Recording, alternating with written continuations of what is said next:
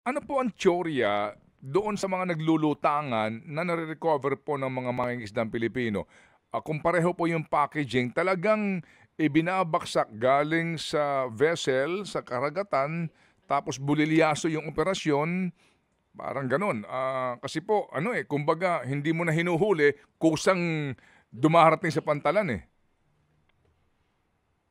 Yung nangyari po, Manong Ted, yung nauna ho, yung floating shabu. Opo. Kumbaga ano to, yung nabanggit nga ho ninyo, Mm, bulilyaso po mm, yung trabaho nila.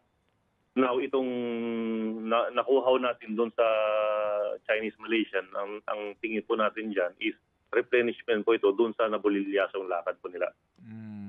Oo, kumbaga, oo, parang may umorder, hindi nakarating yung order, gano'n po. Parang ganun po, Manong Ted. Oh, sino kaya sindikato sa Pilipinas po? Ay, ano kaya ito? Kasi 'di ba yung distribution po naman nito, 'di ba? Meron na ho ba kayong impormasyon do'n?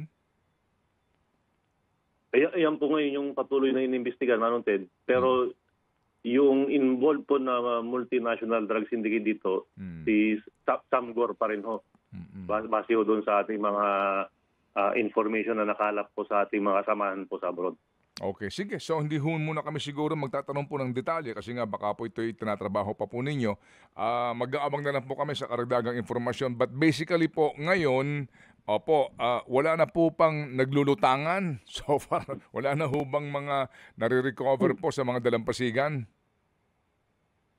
Nung ano, Manong Ted, kahapon sa Mm, may bandang Batanes, may na-recover po eh. At that's ah, around uh, mga 25 na vacuum sealed na plastic packs na may laman na suspected shabu.